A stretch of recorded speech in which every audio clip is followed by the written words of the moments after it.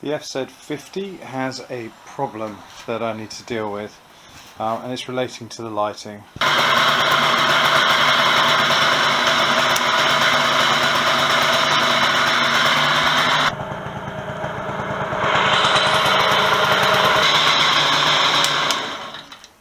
Right, so the problem is the lights are very, very dim. I've put a multimeter on the feed to the lights and I'm getting 0.7 volts.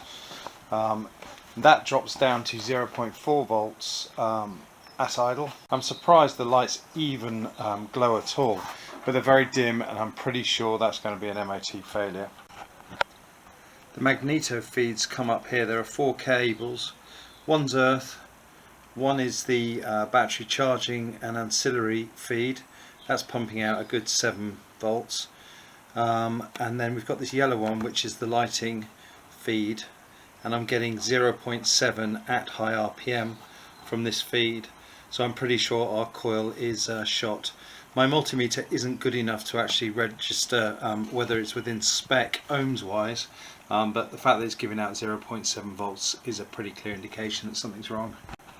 So today's job is to remove this cover, the flywheel, and then the stator behind the flywheel, and have a look at that coil and either order a new one or have it sent away to be rewound. It might be worth replacing these screws as well. They have been pretty gnarled up over the years.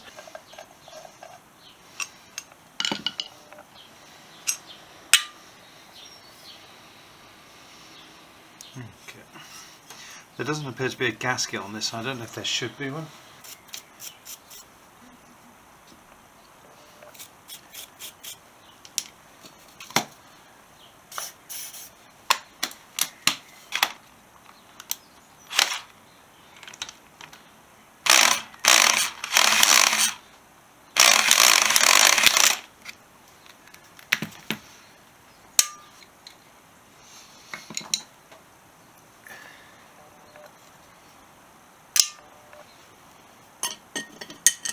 This very handy tool was made for me by a friend years ago. It was for holding a cam sprocket still during a cam belt change on an old Vauxhall.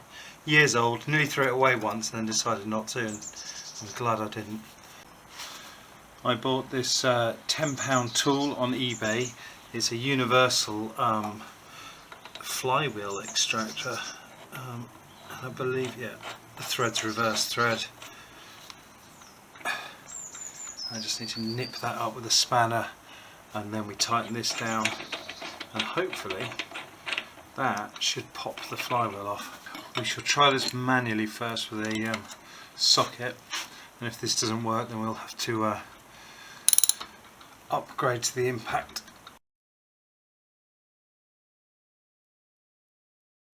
Yeah, I'll give the impact gun a go and see what happens. Let's just hope this doesn't break anything.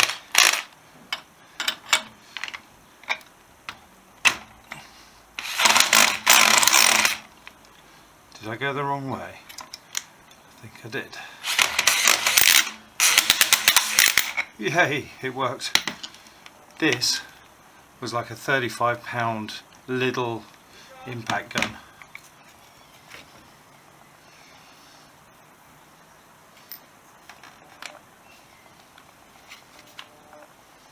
I need to thread the cables coming out of the alternator or stator back through the case when I take it out.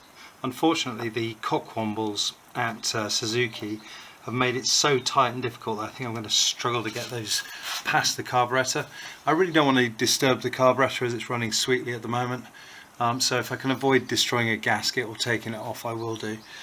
Getting it back through is going to be fun. Yeah, I think we probably are going to struggle to get this back through there at some point. At least we can take it out without having to take it to pieces. I was expecting to see points in the condenser in here, but there isn't one, and the manual was telling me that the UK models are supposed to have them. So it looks like this is more like the US setup, and it's got a CDI unit somewhere, and I've never noticed, so it's something for me to look into. But I guess that's one less thing to worry about. As long as we get that back plate back in the right position, it should be okay. I'm going to put a mark on this stator plate and on the case where it meets, so that hopefully we'll be able to line it up perfectly when we reassemble it. Right, so let's see if these are going to want to come out. You're going to fight me, aren't you?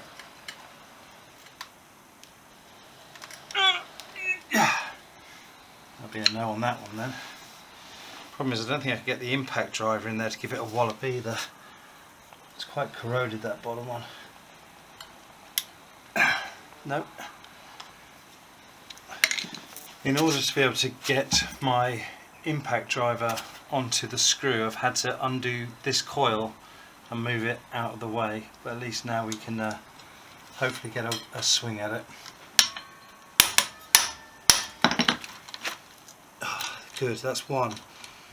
Oh, thank goodness for that. One down. I'm going to take that coil loose as well.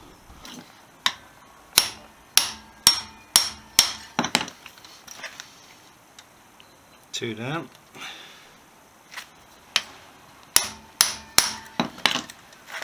Three down. Best tool you'll ever buy. Alright, let's see what happens. Will it fall out or will it put up a fight?